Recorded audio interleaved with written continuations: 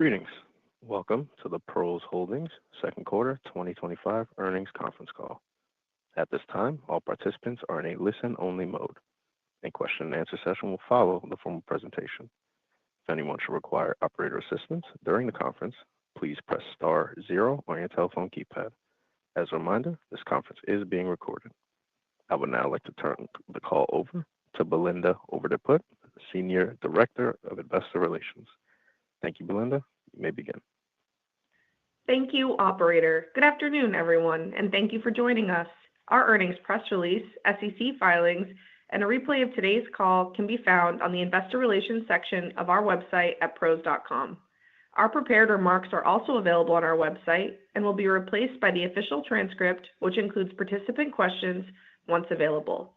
With me on today's call is Jeff Cotton, President and Chief Executive Officer, and Stefan Schulz, Chief Financial Officer.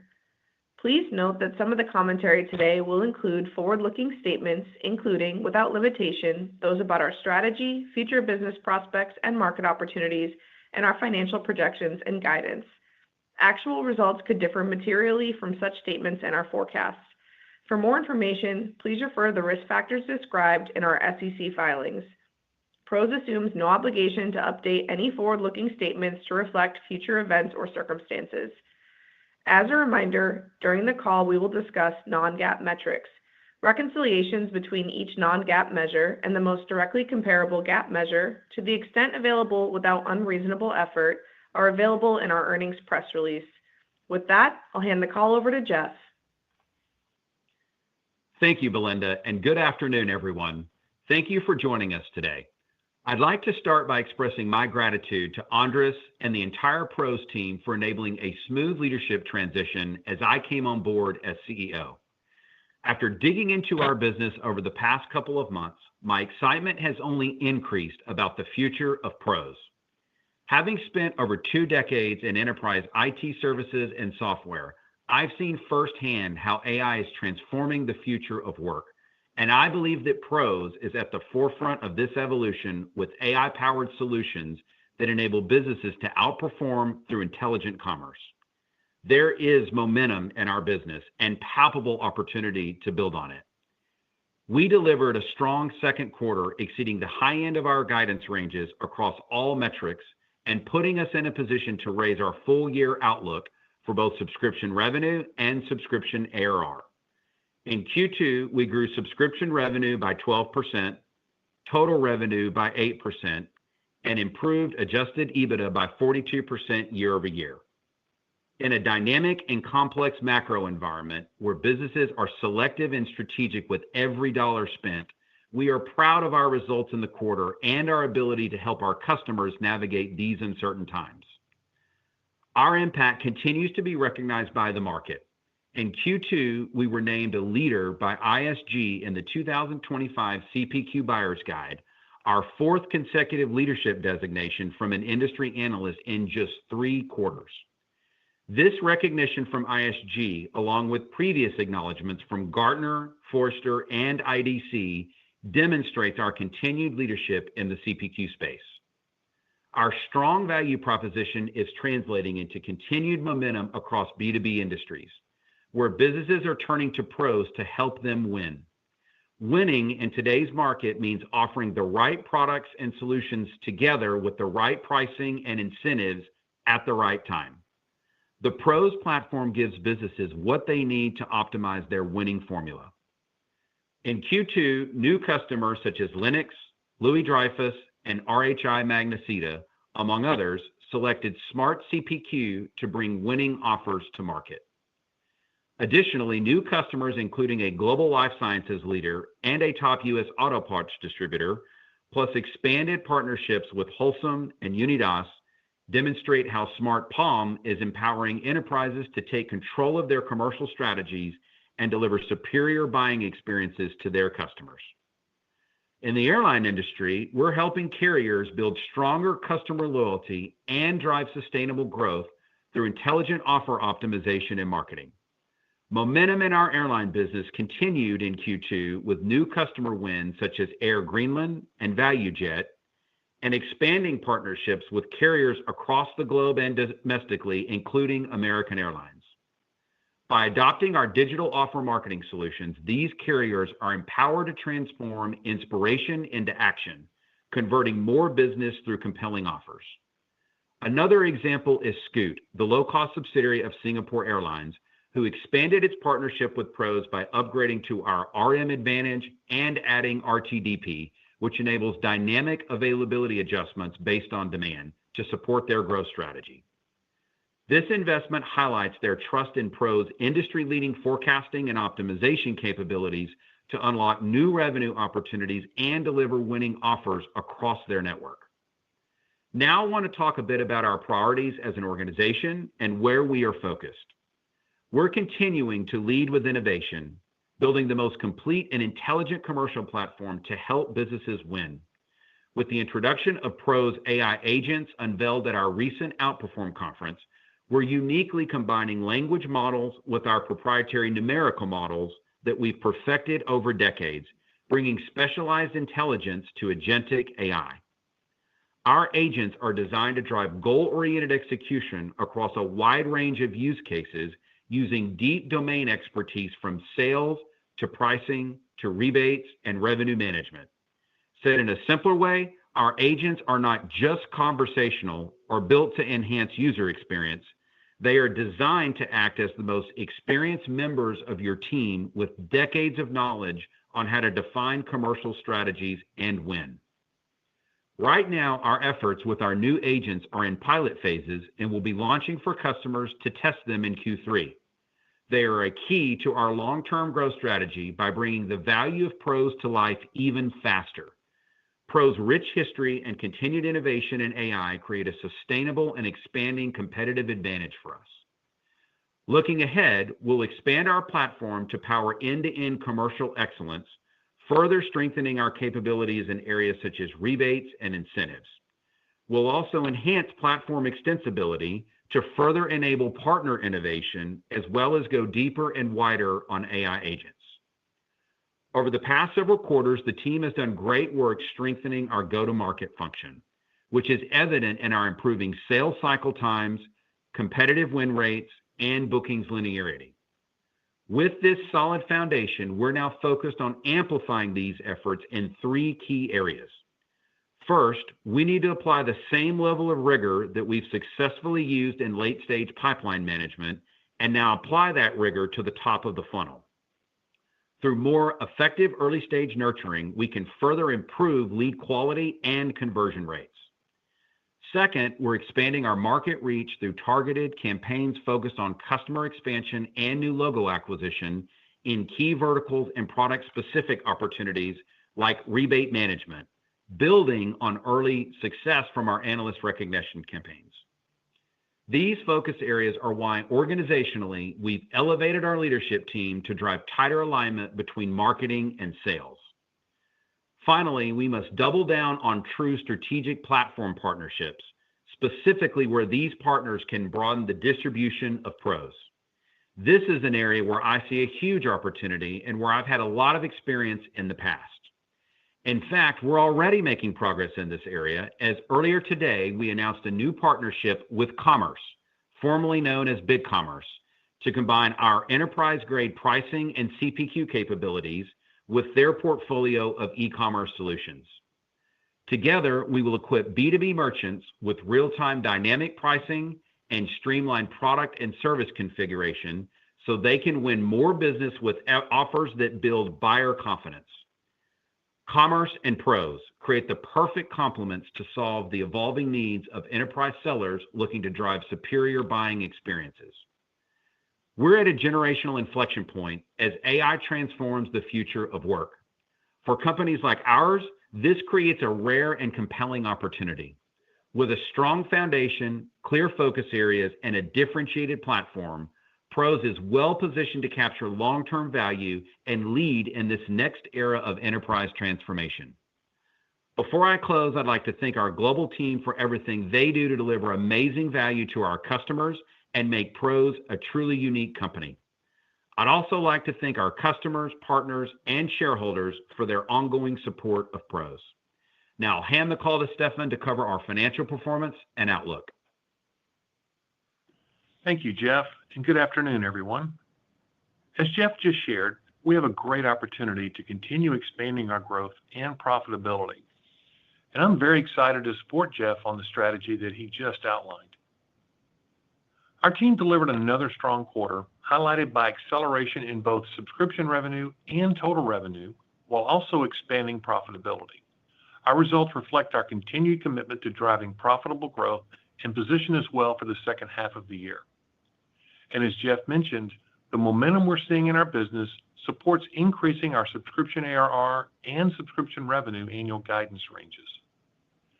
Now I'll dive into our Q2 results in more detail. We grew subscription revenue 12% year over year to $73.3 million, and total revenue 8% year over year to $88.7 million, both exceeding the guidance ranges. Our second quarter recurring revenue was 86% of total revenue, an increase from 84% reported in Q2 of last year. Our trailing 12-month gross revenue retention continued to be better than 93%. We grew recurring calculated billings in the second quarter by 5% year over year and 13% for the trailing 12 months, exceeding our expectations. Our non-GAAP subscription gross margin was 80% in the second quarter, an improvement of over 50 basis points year over year. We also delivered 11% non-GAAP service gross margins in the second quarter, increasing from 10% reported last year. With these improvements, our overall non-GAAP gross margin was 69% in the second quarter, increasing from 67% last year. We delivered adjusted EBITDA of $7.4 million in the second quarter, exceeding guidance and a 42% improvement over last year. Our free cash flow was $3.2 million in the second quarter, bringing us to $4.3 million in free cash flow generated in the first half of 2025. Compared to the first half of last year, we delivered an improvement of over $3 million. And I'm pleased to see us start the year with two positive cash generation quarters, despite the first half of the year being our seasonally high period for cash use. From a balance sheet perspective, we exited the second quarter with $189 million of cash and investments. Additionally, in the second quarter, we announced an exchange of $186.9 million of our 2027 notes for $185 million of new notes due in 2030, taking advantage of our favorable bond prices to reduce our debt by approximately $2 million. As a result, the outstanding amount due in September 2027 has been reduced to $79.9 million. Also, once the 2027 notes are fully retired, our total debt will be 12% lower than it was prior to the exchange. While we weren't satisfied with our capital structure before the exchange transaction, we now have a greater degree of financial flexibility. Our second quarter non-GAAP earnings per share was 13 cents per share, also exceeding our guidance. Now, turning to our forward-looking guidance. For the third quarter, we expect subscription revenue to be in the range of $74.8 to $75.3 million, representing 12% growth year over year at the midpoint.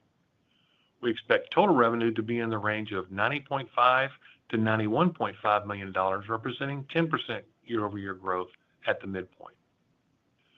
We expect adjusted EBITDA between $11 and $12 million, representing 24% growth year over year at the midpoint. And using our non-GAAP estimated tax rate of 22%, we anticipate non-GAAP earnings per share to be in the range of 15 to 17 cents per share, based on an estimated 48.3 million diluted weighted average shares outstanding. For the full year, we are raising our subscription ARR to a range of $310 to $313 million, representing 11% growth year over year at the midpoint. We are raising our subscription revenue to a range of $295.5 million to $297.5 million, representing 11% growth year over year at the midpoint. We expect total revenue to be in the range of $360 to $362 million, representing 9% growth year over year at the midpoint. and we expect adjusted EBITDA to be in the range of $42 to $44 million, representing an improvement of 43% year over year at the midpoint, and free cash flow in the range of $40 to $44 million, a 61% improvement year over year at the midpoint. In closing, we delivered strong results with continued progress to our key financial and strategic priorities.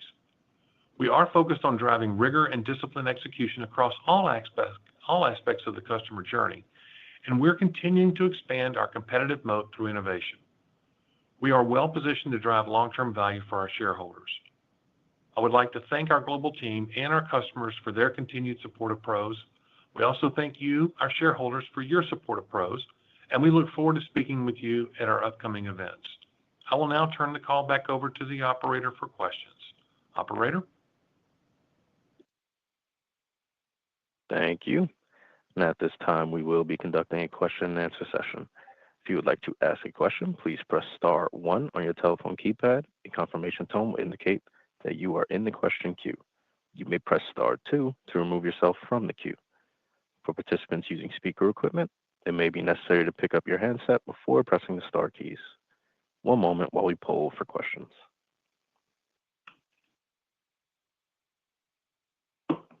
And our first question comes from the line of Parker Lane with Stifel. Please proceed with your question. Hey, good afternoon, everyone, and thanks for taking the question here. Jeff, you emphasized one of the key priorities is building top of funnel, and I think you mentioned driving tighter alignment between marketing and sales was one of the ways you're going to do that. Could you go a little bit deeper on exactly what initiatives you have in place to build that tighter alignment, and what sort of timeline should we expect to see some of those changes in the structure here and approach really benefiting that subscription revenue line? Yeah, Parker, thank you for the question. A couple of things. First and foremost, look, our marketing organization's already got a lot of activity going right now on campaigns that we're really dialing in to very specific ideal customer profiles. I'll give you an example. Manufacturing is one that, as I've gotten out to our customer base, there's just so much messaging that we can really tailor to that specific industry that we're going to continue to dial in, and then even get into subsegments within manufacturing. And so then as you get those campaigns defined and launched in market, you've got to align your sales activity to that to make sure that then we have salespeople that have targets aligned against those specific subsegments of industry groups. And so that's the type of alignment here that we're talking about as we continue to evolve our campaigns. Look, timelines, you're going to be looking at a few quarters out before you start to really see bookings momentum there, right? We've got to get these campaigns out. We've got to then get top of funnel activity going. But that's the type of alignment that we're starting to define here for our 2026 planning efforts. Got it. That's good feedback. And then maybe on the other side of the house in travel and airlines, a nice mix of some net new airlines there as well as some expansion activity. Stepping into this role, when you look at the TAM you have there, how would you address that opportunity? How do you see it? What are the things that excite you most about the opportunity in front of you in the travel segment?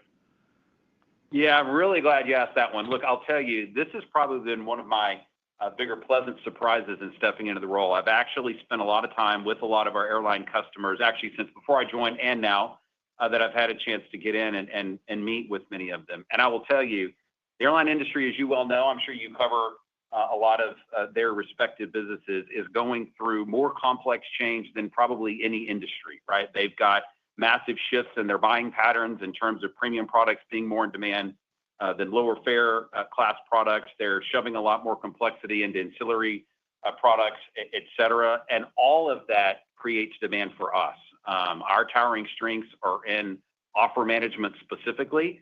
And the conversations that we're having now is they're looking at redefining their tech stack as they shift more into an offer and order management type of a tech stack. And offer is where they're putting a premium. That's what's going to help them solve a lot of the complexity that they're now facing as they look at, trying to seek new revenue sources as they try to shift into this more holistic travel experience.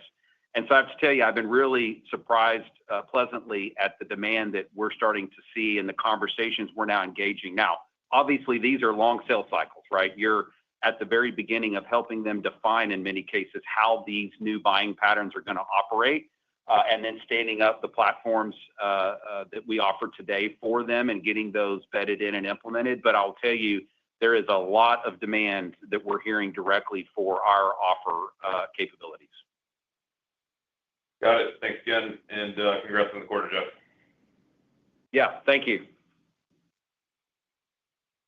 Thank you. And our next question comes from the line of Nehal Chokshi with Northland Capital Markets. Please proceed with your question. Thank you. And congrats on a good quarter, including billings above expectations. It sounds like that's what's driving the forward subscription raise, which is great. What needs to happen for the remainder of the year in order for subscription growth to further accelerate going into calendar 26? Yeah, Nehal, thanks for the question. This is Stefan. I'll take that. So, first of all, I mean, we're very happy with where we sit at the mid-year point. Obviously, through that, we were able to raise not only our revenue, but also our ARR. Our teams continue to do well in the marketplace. Our products continue to be in demand. But at this point, we put together a guidance range that we feel represents, what we feel like is achievable. Our methodology from a guidance perspective is still the same. We want to provide something we have a high degree of confidence we can achieve, and we feel like we've done that. Certainly there's opportunity to leverage other products, other things that are happening, our agent technology that Jeff highlighted on his prepared remarks. But right now, we're comfortable with where we are. We do see momentum in our business, and there is a possibility that there could be more. But at this point in time, given all the things that are in play, we feel comfortable with where we sit. At the 310 to 313 on the subscription ARR side. Okay. Any thoughts to share on whether or not growth can accelerate in calendar 26? What needs to happen in order for growth to accelerate in calendar 26, subscription growth? Yeah, I think, the question that was just asked of Jeff just a few minutes ago, things that we can do around becoming more optimized in the top end of our funnel and progressing opportunities farther along in a quicker and faster fashion. Certainly something that we can do. We made an announcement also today with our partnership with Commerce and what that means. I think, Jeff has been very clear in terms of what he wants to prioritize, both at Outperform and I think even today, that we want to leverage more partners as well, have more people, more feet on the street, not just direct sales reps, but also folks that are advocating on our behalf. So those are several initiatives that are underway now that we feel like will help accelerate the growth rate. Not to mention things that we already had in play around being more efficient in the selling process, having faster time to value, making sure our products can be deployed faster. All those initiatives that were in play before continue to be in play. And we feel like the combination of the things that were already in flight, plus the things that Jeff is bringing in to focus on, give us an opportunity to do that. I'll be prepared to talk more about that in the coming quarters as we get through our planning process. As you can imagine, we're going through a little bit of a different planning process now. But once we have some better ideas around that, we'll certainly share those with you. That's great. Thank you. Thank you. And our next question comes from the line of Jeff Van Rhee with Craig-Hallum Capital Group. Please proceed with your question. Hey, this is Daniel Hedgeman on for Jeff Van Rhee. Thanks for taking my questions, Jeff and Stefan. Jeff, just as you're coming on board here, maybe you could share with us, as you're taking a very significant role in sales, some more about your background in go-to-market, your philosophy to go-to-market, and just generally how you're wanting to posture pros strategically from a go-to-market perspective. Yeah, great question. First of all, I would tell you I've spent probably at least the last, let's call it, 20 years of my career focusing pretty heavily in specifically go-to-market. And what I would tell you I spent a lot of time on is not necessarily running the day-to-day sales. Obviously, we have a great sales team and a great sales leader who's doing that. It's really about how do we build what I call the conveyor belt, right? When you think about the demand flow that has to be coming into a business to achieve, revenue growth and acceleration, which is obviously what we're all going for here, you've got to really understand what are the different demand channels, right? And when I say channel, I don't mean necessarily just partnerships. And so that's what we're spending a lot of time doing here. I've brought a framework that I have used now at multiple organizations that seems to work really well, where we'll start to really pull apart the top of the funnel, and you'll look at, what do we expect from partners over the coming months and quarters, and then you build a detailed plan that says, okay, how many leads do I need to be getting access to via those partners? How many ops do we want to be creating? What are the conversion rates? And then measuring those. We do the same thing with marketing and looking at very specific campaigns and being able to flow a campaign from the leads and the contacts literally that we're out marketing to all the way down to bookings. And then you do the same thing on the direct sales side, right? We've got lots of opportunity in both our travel and our B2B business to market products that customers don't have.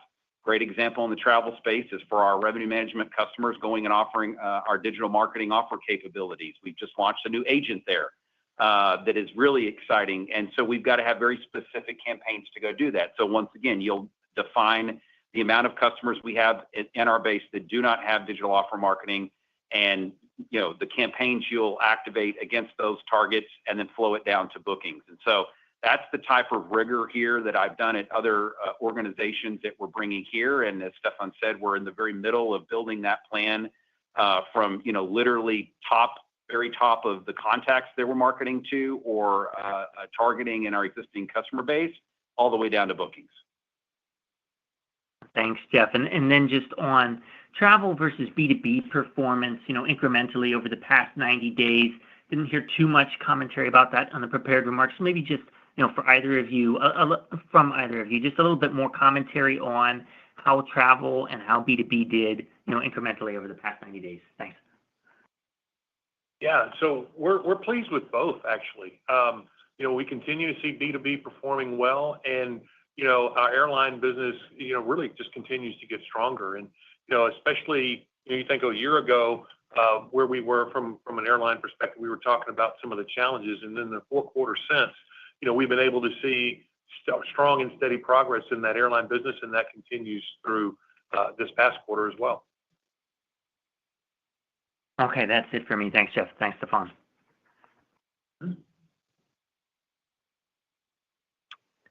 Thank you. And our next question comes from the line of Zane Meehan with KeyBanc Capital Markets. Please proceed with your question. Great. Thank you guys for taking my question. I'm on for Jason Celino today. Jeff, to start with you, the commerce partnership announcement is super exciting. Just hoping you could give a bit more detail on, how that partnership works, both from a go-to-market and monetization standpoint. Is there a co-sell or rev share agreement in place? And then, is this something we should, expect going forward, more announcements like this? Yeah, great question. So the way that the partnership works, first of all, what you should expect to see going forward is that when we announce these types of relationships, first of all, they're going to be ones that start at the top of the partner organization. I believe very much you've got to align strategically on the customer profile you're going after, the use cases, and we've got to have real strategic alignment, how the product is going to come together to solve that ideal customer profile and use case. And then after that alignment and how we commercially want the relationship to work, then we start to do the go-to-market structures and activate those campaigns. So all of that work has now been done with what is now known as commerce. Travis and I have spent a lot of time together outlining what we want this future relationship to look like. And so it's starting as a referral relationship where they're activating their customer base. In fact, we already have our first handful of customers where we're actively having conversations currently. And so we will jointly co-sell, and that is what the agreement is to do to start.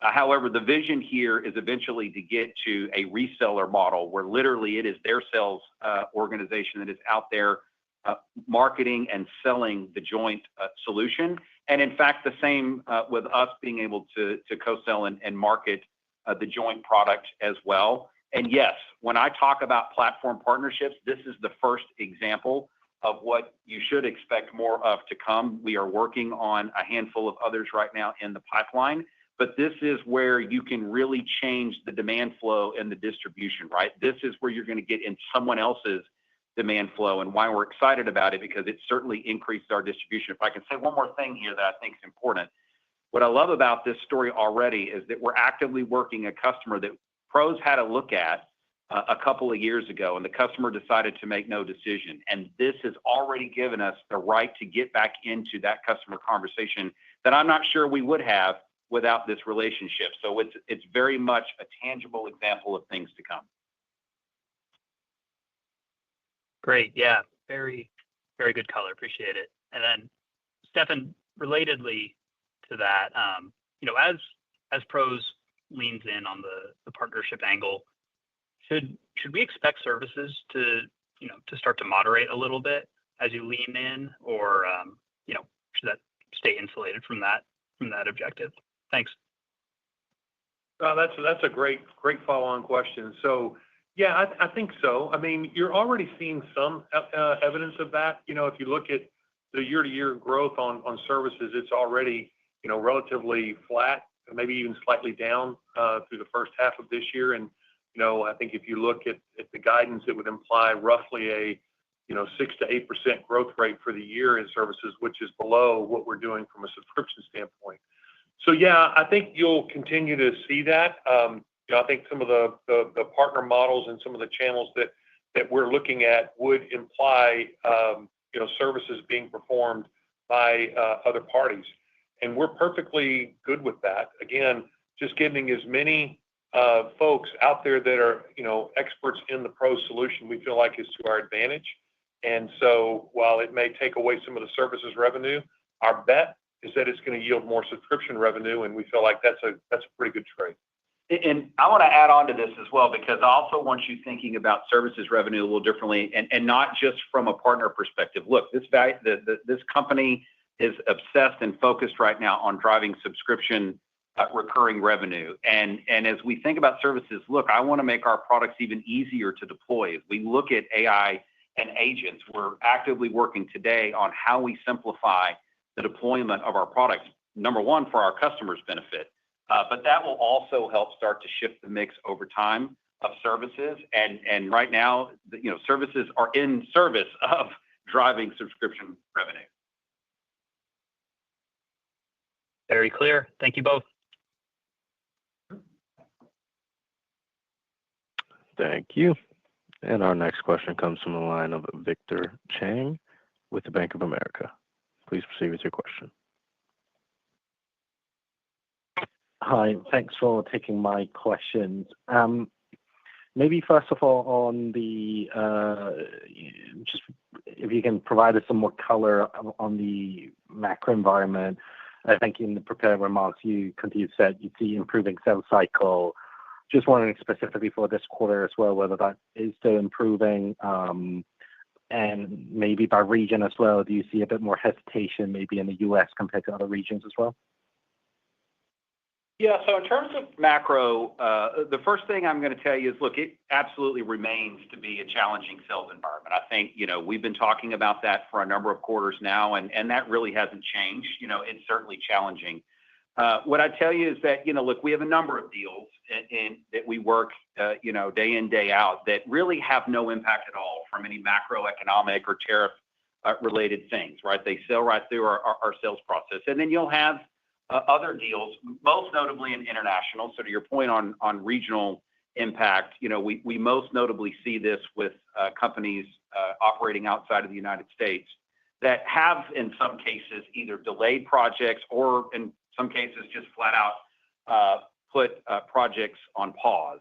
And so that certainly has some level of impact from a individual customer perspective. But I would say that trend really hasn't changed from what I know and the operating environment that we've been in over the last few quarters. The flip side of that, though, which I think is also a really interesting point for pros specifically, is that, look, we do have customers that actually our product's even more valuable for, and customers that are now seeking us out because they're now dealing with a much more complex environment because of tariffs. In fact, we have a large European aircraft manufacturing customer who has used us to really improve the speed at which they can do quoting with a complex situation like an aircraft configuration.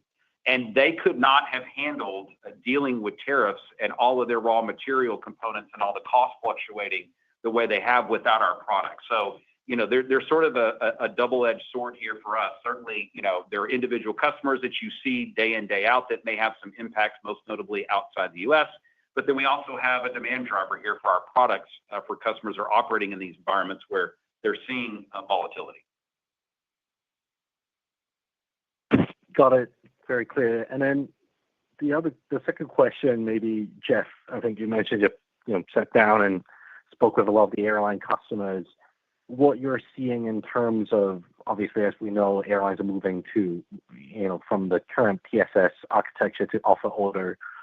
I think, some initial, early adopters maintain their, best of breed versus best in class option. And obviously with Lufthansa, they remain best of breed and continue to pick pros and to collaborate and co-develop new solutions, whereas some others continue to be in best in class.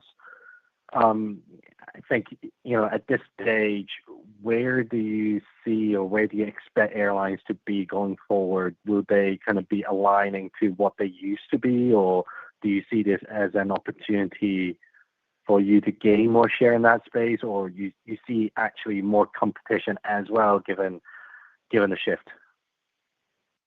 Yeah. So first of all, look, it's a very competitive environment, obviously, in the airline technology platform space. But what I would tell you is a couple of trends that we're seeing. First of all, as I mentioned a little bit ago, most airlines right now that we're interacting with are very much in a planning and a strategy mode of trying to figure out what does their next gen platform. And when we're having conversations with them, look, they're actually really interested in co-investing with us in a lot of these areas as they're looking across the platform.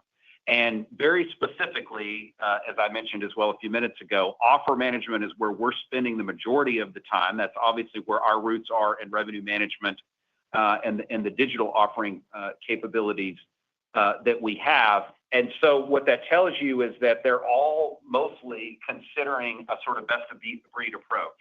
I think in the industry, there have been, big, all-encompassing platform players, and certainly you're going to have airlines where that's going to be fine, and they're going to want to continue to go that route. But what you see is as they're all trying to get to this sort of broad encompassing travel experience, offer management is really where the strategic differentiation is going to come in and really helping them identify what part of the experience do I want to own? What can I offer within my company versus third-party services that we want to bring in and offer? And that's where our product is really going to shine. So I would tell you we're having extensive conversations specifically on offer management. And with those airlines, and I would tell you it's a significant amount of them, they're very comfortable with the best of breed approach. Very clear. Thank you. Thank you. And our final question comes from the line of Patrick Schultz with Baird. Please proceed with your question. Hey, yeah, good afternoon, everyone. Thanks for taking my questions. Maybe starting off first, it seems like the pace of AI innovation keeps accelerating with pricing models also evolving along the way. When it comes to rolling out the PROS AI agent and other agentic features, I guess, can you talk about how we should be thinking about the balance between driving use and adoption relative to any monetization efforts? And maybe broadly speaking, how is PROS able to maintain its competitive advantage around AI? Yeah. So on use and adoption versus monetization, I will tell you right now, we are squarely focused on usage and adoption. We launched 12 agents at our recent Outperform customer event, and we have active adoption across our 4 B2B agents that we launched, and we have active adoption as well as a healthy pipeline with our travel-based AI agents as well. And so we're actually collaborating with those customers right now that are our early adopters of the agents that we've launched around what is the right pricing model. Right now, obviously, a lot of organizations have launched a consumption-based model. We're obviously evaluating that. But the bottom line is, we want to really help build the right model that our customers are going to respond well to ultimately drive usage. Because I think that's going to be the name of the game, right? If you just think about yourself, everybody's playing with all of these different models right now. And whoever gets the one that is going to become sort of the ubiquitous agent out there that's used in a various industry is the one that's going to win. So to me, it's really all about driving adoption, and we'll zero in on the right monetization model. But ultimately, we expect that monetization model to be an outcome-based one, where it's based on the usage of the actual agent itself. Okay, very helpful. Appreciate the call. Maybe just a quick follow-up for Stefan, just on profitability. Adjusted EBITDA is coming above guidance for both quarters so far this year. What's holding you back from raising the full year guidance? Are there any incremental investments that are needing to be made in the second half of the year? Thanks, guys. Yeah, Patrick, good question. So your answer is spot on. I mean, you kind of answered the question for me. We're very thrilled with how we've been able to drive more efficiency in our business for the first half of the year. And we do want to take some of that savings, if you will, and apply that to some of the things that we're wanting to execute on from a selling and marketing perspective. I think it's safe to say you'll continue to see us drive greater and greater efficiencies on the R&D and G&A line items, and put more, not just what we save in the R&D and G&A, but actually take some of the extras that we generated in the first half of the year and put that more towards sales and marketing as well. So yeah, your assumption is spot on.